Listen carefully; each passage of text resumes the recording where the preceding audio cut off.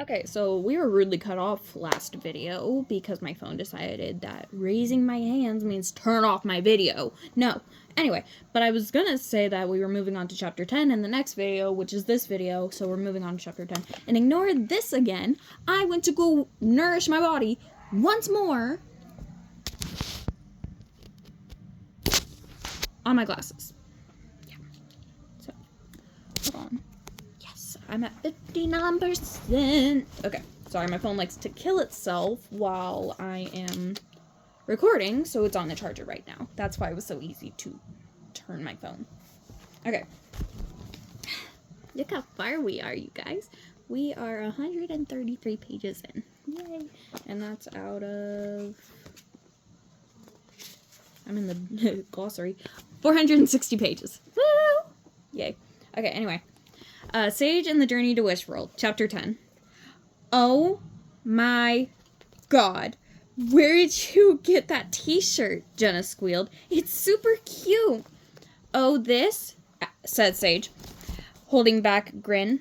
Things were going exactly as planned. She just wished she didn't feel so tired. There must be something in Wishworld's atmosphere that was sapping her strength. She was wearing her brand new t-shirt over a turquoise long sleeve shirt with a lavender skirt, lavender and I hate this word. Turquoise striped tights and lace-up boots. It had taken a dozen tries with the outfit changer in the privacy of Jane's bathroom to pull together the perfect look, but she looked great, no doubt about it. If Jane was surprised that Sage hadn't asked to borrow clothes, she didn't mention it. Maybe young wishlings always packed extra outfits in the backpacks they carried. I know I did. Sage would have to look into that. Yes, Jenna said. It's fabulous. No, that's how it's written. Fabulous. That's literally how it's written. Anyway, the rest of the girls left their lockers ajar and gathered around Sage, admiring her outfit. Did you get it at the mall? Asked Maria. The what? Thought Sage. Believe it or not, you can make one yourself, she said. As a matter of fact, I'll be giving lessons. Awesome, said Haley. Just tell us where, when, and where. With my friend Jane at her birthday party this Saturday, Sage finished. She taught me how to make it. Right, Jane? Her eyes shyly downcast. Jane sidled across the hallway in her own colorful t-shirt. Hers was even more vibrant than Sage's. Right, she said softly. There was an awkward silence. The girls went back and forth as they glanced to one another. I totally forgot to RSVP, Jenna finally said. Jane, can I still come? Yeah, said Maria. It's not too late, is it? Jane couldn't keep that smile off her face. No, not too late at all, she said happily. Oh my god, why am I hungry again? Jane noticed... Oh my god, why do I keep saying Jane instead of Sage and Sage instead of Jane? Sage noticed that Jane was up straighter and even raised her hand a few times in class that morning. Her confidence was growing. Miss Daniels was delighted. Great job today, Jane. Almost said Sage again, she said as the class filed out of the room. Keep up the good work. Sage must have looked as tired as she felt, because the gym teacher let her sit in the bleachers for gym. She had a front row seat for class, where she noted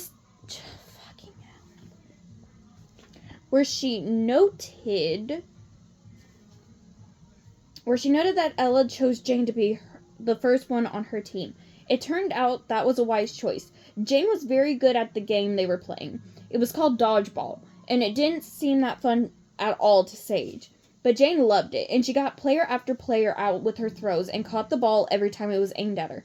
When it was down to Jane and a young male wishling with a crew cut from the other team, she threw the last ball low at her adversary with deadly accuracy. It ricocheted off his foot, winning the game for her team. She looked positively thrilled at her teammate as her teammates pounded her on the back in congratulations. At lunch, Sage and Jane grabbed trays and made their selections. Sage took 2 chocolate milk boxes this time. They started to head to the other side of the lunchroom, to Jane's usual table. Hey, Jane! Sage! Over here! Cried Jenna. Sit with us! Oh, he moved. Thank God. He needs to stop laying on my glasses. Oh my God. Ugh. Jane's eyes were shining as they made their way to Jenna and her friends. Sage felt a swell of pride for how close she was to completing her mission as she checked the countdown clock on her stars app. Plenty of time, she thought confidently. Sit next to me, Jane, Jenna commanded. She didn't even wait until Jane was seated before she exclaimed, so tell us more about your party. We can't wait. I've been thinking about making a tie-dyed birthday cake, said Jane. What do you guys think? Oh, damn. Awesome, several voices chorused. Sage grinned. That was news to her. It was an awesome idea. My work here is done, thought Sage. Well, almost. But her victorious feeling did not last long. Uh-oh, look who's headed our way, said Ella. Sage froze for a moment, then turned around. As she feared, it was Genevieve. Despite her apprehension, Sage couldn't help admiring the fluffy white sweater dress the girl was wearing. It was soft and cozy looking, with a draped collar. Genevieve's feet were clad in navy blue ankle boots. Okay, that sounds like a really cute outfit. Just like, yeah. One tapped impatiently against the cafeteria floor when she came... Oh my god, they're yelling. Once she came to an abrupt stop at the group's cafeteria table. As Sage turned around to face her, she felt a sudden burst of energy. That's odd, she thought. Genevieve looked from Sage to Jane and back again. Oh, look! The two new girls are wearing matching shirts! How cute! She said. Everyone gazed at Genevieve in silence. Sage smiled. Thank you, she said, but Jenna scowled. My mother always says if you don't have anything nice to say, don't say it at all. Genevieve looked pained. She took a deep breath. I have an idea. Suddenly, Sage realized what was going on. Genevieve was being sarcastic again. She was making fun of Jane and messing up Sage's plan. Sage felt her cheeks getting warm. She could hear Gran's voice saying, Take a deep breath before you speak, Sage. You can choose a better response. But she didn't listen. She stood up and faced the girl. I have an idea too, she said. Why don't you leave us alone? Genevieve's face sort of crumbled. Fine, she said, but then she suddenly glanced down and shrieked, Look what you've done!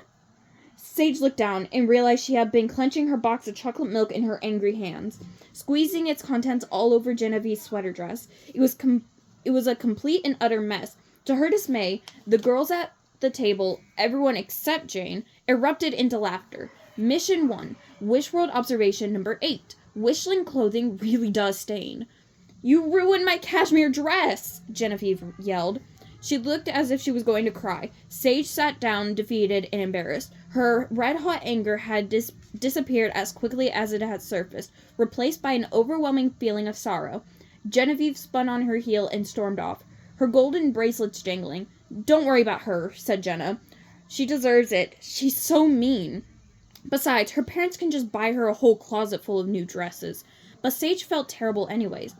And she felt dreadfully tired. So tired she could hardly force herself to stand when the end of lunch bell rang. Oh well, at least my mission is under control, she thought.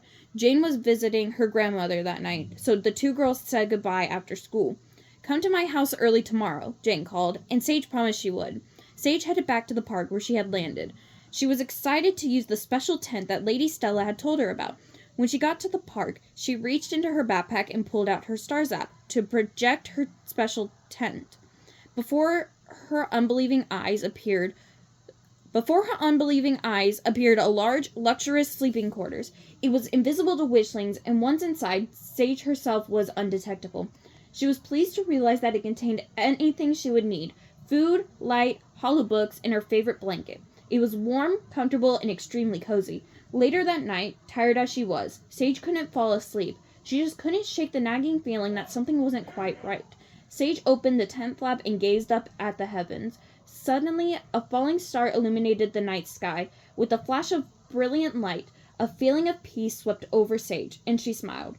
Comforted, she closed her eyes and fell into a deep and dreamless sleep. That's the end of chapter 10. Next is chapter 11, and then 12 in the epilogue. I'll see you guys next video. Damn, this was so short.